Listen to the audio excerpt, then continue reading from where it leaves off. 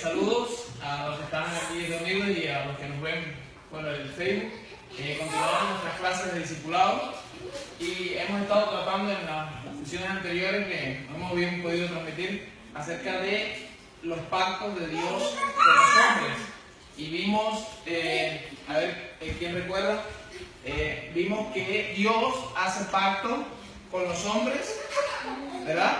Vimos que un pacto es un compromiso, un convenio, un acuerdo, una alianza que se establece entre dos o más partes. Y vimos que Dios ha hecho diferentes pactos con la humanidad. En las lecciones anteriores estuvimos hablando acerca de los dos primeros pactos que aparecen en la Escritura que Dios ha hecho con el hombre. Y nos encontramos el pacto que hizo Dios en el Edén, y nos encontramos el pacto que hizo Dios con la primera pareja humana a la salida del Edén, ¿ok? Y en este punto en que nos encontramos ahora, en el estudio de los pactos, he sentido el hacer una pequeña pausa en lo cuanto a los pactos se refiere, para tocar un punto importante relacionado acerca de la condición del ser humano y acerca de los estados en que la humanidad atraviesa a través de los tratos de Dios. ¿A qué nos referimos con esto?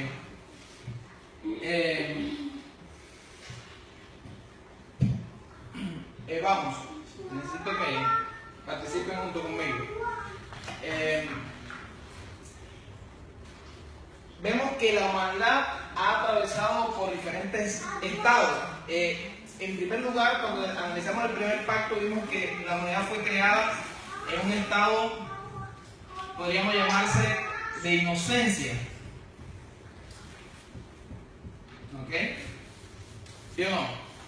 Ahí lo pueden ver bien. Este estado en el que fue creada la humanidad. Al caer la humanidad en el pecado, al quebrarse, al romperse el pacto que Dios hizo con la primera pareja humana, la humanidad desciende de este estado a un estado de esclavitud.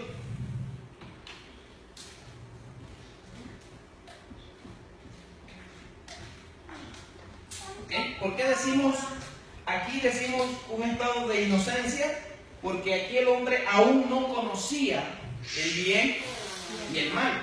El bien y el mal estaba representado en un árbol al cual se le había dicho al hombre: de este árbol, que es el árbol del conocimiento del bien y el mal, de este árbol no comas. O sea, el árbol representaba el conocimiento del bien y el mal. Dios no quería que el hombre tuviera ese conocimiento de manera individual, de manera propia, de manera independiente. Dios quería irle transmitiendo al hombre a través de la relación con él este conocimiento, pero el hombre decidió hacerse sabio por sí mismo. El hombre decidió él mismo decidir qué estaba bien y qué estaba mal. El hombre decidió ser su propio juez, su propio árbitro, y esto fue la seducción que le hizo Satanás al ser humano, y lo hizo descender a un estado de esclavitud. ¿Por qué decimos estado de esclavitud? Porque fue la condición o el estado en que cayó el ser humano al caer en el pecado. Ahora, ¿qué otros dos estados experimenta la humanidad en este proceso de Dios tratar con nosotros? Todos sabemos, los que estamos aquí y muchos de los que pueden estar mirando ahora, la obra que hizo Cristo por nosotros y la gracia y la salvación que alcanzamos a través de Jesucristo. Esto nos lleva a un tercer estado que podríamos llamarle el estado de la gracia. ¿Cuál es el estado de la gracia? Es el estado en el que el pecador, que está muerto en esclavitud del pecado, ahora a través de Jesucristo es llevado ya no a un estado de inocencia, porque ya inocente no se es más, porque ya nacemos en esta condición, ya no nacemos en inocencia. Ahora, que somos llevados a través de Jesucristo a un estado de gracia. ¿Verdad? Ahorita lo voy a abundar un poquito. Y hay un cuarto estado, que es el que aún no hemos experimentado, pero es el que tenemos la esperanza de llegar a experimentar, y es el estado de gloria. ¿Verdad? O sea, que el hombre, la humanidad, comenzó en un estado de inocencia, descendió a un estado de esclavitud, asciende a través de Jesucristo a un estado de gracia, para luego alcanzar en la resurrección, en la eternidad, en la segunda venida de Cristo, un estado de gloria. Ahora vamos a entrar en un término que se usa mucho hoy en día, y es acerca de el llamado libre albedrío, o que se conoce de esa manera. ¿Qué se conoce hoy en día? ¿Qué se entiende hoy en día como libre albedrío? Se entiende como que el hombre tiene la capacidad o el deseo o la libertad de escoger entre si quiere seguir a Dios o si no lo quiere. Eso es parte verdad y parte no tanto, y es lo que hoy quiero explicarle un poco relacionado con estos cuatro estados. ¿Por qué los agrupé de esta manera? Porque pudiéramos hacer una gráfica en una flecha hacia arriba, y el hombre partió de aquí, aquí fue creado, y ¿qué pasó luego? Cayó a este estado de aquí, ¿verdad? Un estado de esclavitud. Luego, a través de Jesús, el hombre que está en este estado de esclavitud es llevado a un estado de ¿qué? De gracia. Y este hombre que ha experimentado la gracia salvadora de Jesucristo tiene la esperanza gloriosa de un día alcanzar ya un estado glorificado. Esta es la gráfica, ¿no? Y podríamos ponerle números. Este es el estado número 1, luego el 2, el 3, el 4, así que aquí el 1, 2, 3, 4. Me gusta mucho ilustrar con gráficas para que se fije bien. ¿Sí? ¿Sí se entiende esto, verdad? Ok. ¿Qué es lo que quiero ilustrar a través de esta gráfica? Les decía que quiero hablarles acerca de lo que se conoce como, déjame ver dónde lo pongo, déjenme borrar la palabra discipulado. Esto lo podríamos llamar los 4 estados de la humanidad.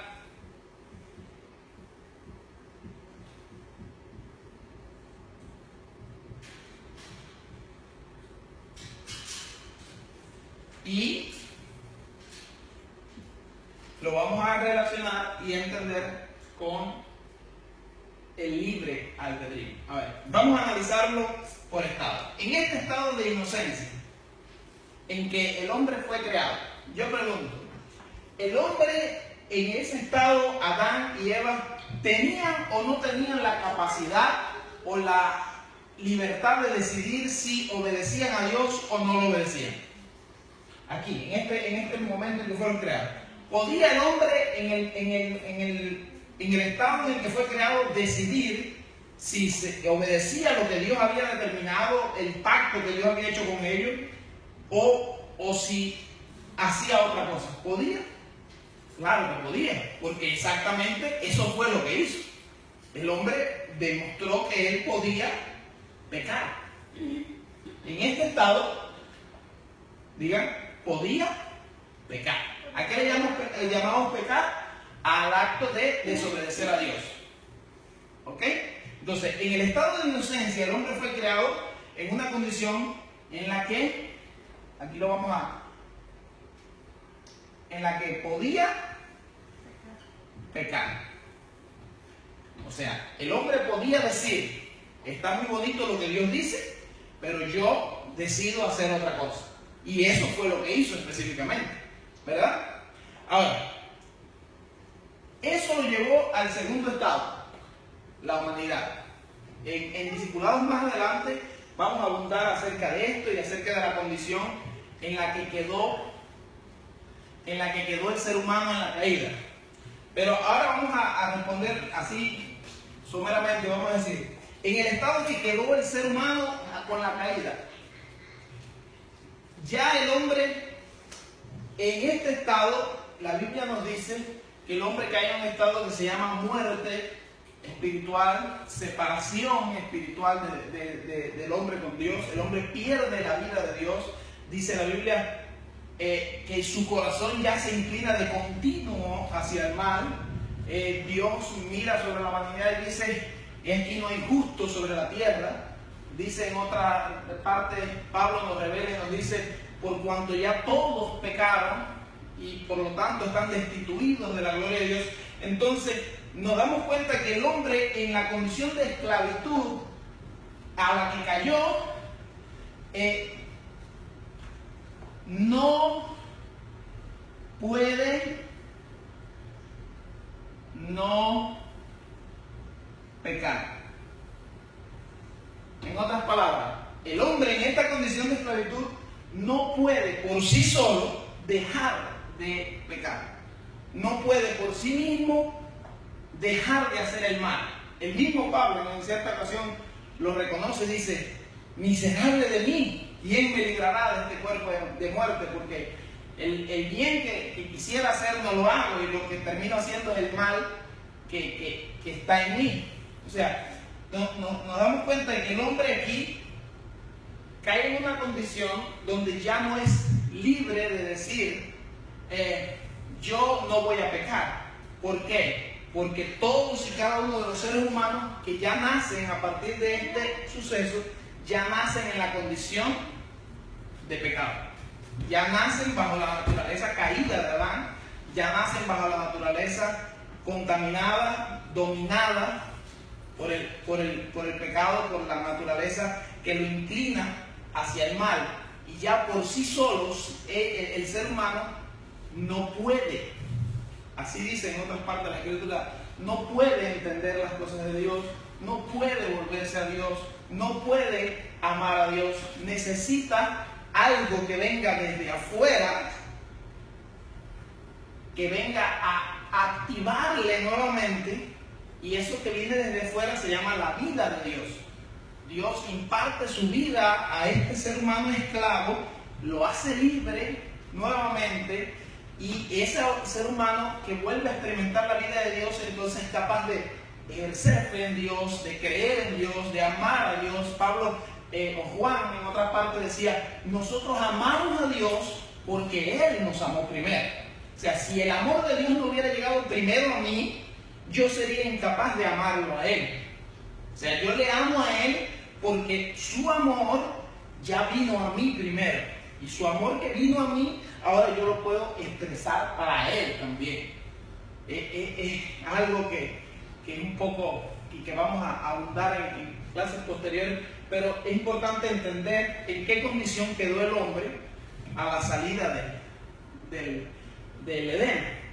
Ahora, cuando el hombre, por la gracia de Jesucristo, es salvado, viene a este tercer estado que se llama estado de gracia. Es el estado en el que nos encontramos ahora, todos los que hemos creído en Jesucristo. Todos los que hemos creído en Jesucristo hemos salido de este estado de esclavitud y hemos sido trasladados a un estado de gracia.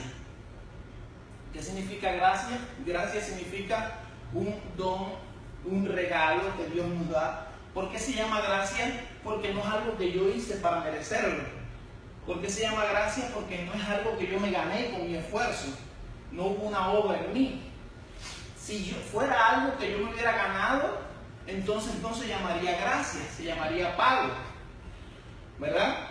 ¿Por qué? ¿Qué cosa es un pago? Es el fruto de algo que yo trabajé para alcanzarlo, ¿verdad? Usted trabaja todos los días y llega el fin de semana, la quincena, el mes, como sea, y usted recibe su cheque. Eso no es por gracia que se lo da. Ese es por el esfuerzo y el sacrificio que usted hizo para alcanzarlo, ¿verdad? Pero si usted no tiene un trabajo, se pasa todo el día en la casa no haciendo nada, y aún así le llega un cheque a su casa, Entonces ese cheque sigue siendo, ese sí es un cheque que significa gracia, porque es un regalo que alguien te dio sin tú haber trabajado para alcanzarlo. Y por eso la salvación que nos da Jesucristo se llama gracia, porque es algo que hacemos y que es algo que recibimos sin nosotros haber hecho absolutamente nada. En esclavitud, en muerte, fuimos salvados, fuimos rescatados. Dios nos da vida, Dios nos permite tener fe en Él, Dios pone su amor en nosotros, y ese amor y esa obra de su Espíritu en nosotros comienza a producir un fruto. Pero viene la pregunta, ahora el hombre en este estado de gracia, pregunto, ¿puede obedecer a Dios el hombre en este estado de gracia? Sí, sí puede obedecer a Dios. ¿Por qué? Porque tiene al Espíritu Santo en él, que le fortalece, el Espíritu Santo que lo guía a toda verdad, dice la Escritura, el Espíritu Santo que le imparte la vida de Dios, el Espíritu Santo que produce en él el amor, el gozo, paz, paciencia, bondad. Pero ahora viene la pregunta, ¿el hombre en este estado de gracia entonces ya no hace nada malo? Sí, también hace cosas malas. O sea, que aquí te das cuenta de que el hombre, aquí en este estado de gracia, no es perfecto. Todavía hace desobediencia a Dios, pero hay una fuerza en él, una naturaleza en él que va creciendo, que ya le da la capacidad, si se lo propone, para obedecer a Dios. Entonces, el hombre en este estado puede no pecar.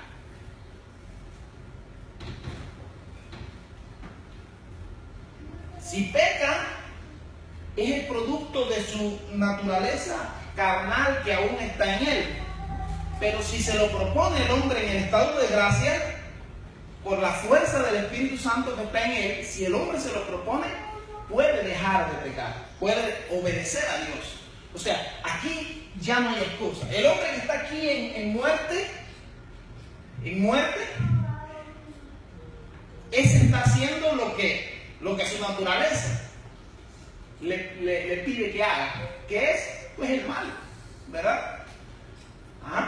Pero el hombre que está aquí en el estado de gracia ya tiene una fuerza que no la tiene el que está aquí, y es el Espíritu Santo. O sea, no se puede comparar a un ser humano aquí con otro que esté aquí, ¿verdad? Porque el ser humano aquí está muerto, no tiene vida, no tiene a Dios, solo tiene el pecado dentro de él. Pero la persona en la cual ya mora el Espíritu Santo, todavía están sus pensamientos que necesitan ser cambiados, ser renovados, ser transformados. Todavía están sus emociones que reaccionan a la manera antigua y que necesitan irse educando por el Espíritu, pero ya tiene a Dios en él. Entonces esa fuerza en él le da la capacidad para, si se lo propone, si quiere en él, puede hacer y obedecer a Dios. ¿Ok? ¿Hasta ahí? Ahora, viene un cuarto estado, el estado de gloria, al que nos dirigimos todos. La Biblia describe esto y dice que esa naturaleza carnal que está hoy en nosotros y que nos hace estar en esa lucha, en ese estado de gloria, esa naturaleza carnal va a ser completamente despojada de nosotros y vamos a recibir un cuerpo glorificado, dice la Escritura. Vamos a ser descontaminados por completo de los efectos de la caída, y la gloria de Dios va a poder habitar y manifestarse abiertamente en nosotros. Por eso se llama el estado de ¿qué?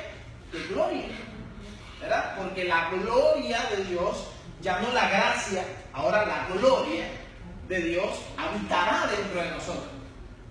Entonces eso es obvio, ya nos lleva a un estado en que el ser humano en el estado de gloria no puede pecar.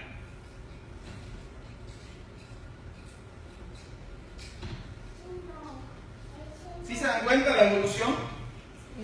Es importante. Esto es una tabla bien sencillita, pero que tener presente esto nos ayuda a entender un poco la dinámica de lo que ocurre en el mundo, la dinámica de lo que nos narra la misma Biblia. Esto a través de una pequeña tabla en la cual nos resume la historia de la redención, donde el ser humano que fue creado en inocencia, ¿verdad?, desciende hasta un estado de esclavitud. Luego, a través de Jesucristo, somos llevados a un estado de gracia para luego la promesa de compartir Él con nosotros su gloria, ¿verdad? Entonces, esta es una de las maneras. Por eso, volviendo al tema del libre albedrío, el ser humano en este estado de inocencia tenía libre albedrío, porque podía decidir entre si peco o no peco. El hombre caído perdió esa capacidad, porque el ser humano caído, el descendiente de Adán sin Cristo, el que no tiene la vida de Dios en él, no puede decidir si peca o no peca, porque él va a pecar por naturaleza. Continuamente su naturaleza lo va a llevar a pecar. O sea, esa persona está descalificada, pero hay esperanza, si alguno me escucha. La gracia de Jesucristo está abierta para que puedas salir de esa esclavitud y puedas alcanzar su gracia, y más que su gracia, puedes hacerte partícipe de su gloria a través de la obra que Cristo hizo por nosotros. Y es impresionante ver cómo Dios tiene todo bajo control, y es lo que quiero dejarles en esta ocasión a ustedes, que tengan en su corazón eso. Estamos en un proceso. La humanidad está en un proceso. La humanidad está en una dinámica donde estamos siendo llevados de un estado a otro, y los deseos de Dios es que lo que está delante siempre es mucho mejor para nosotros, ¿verdad?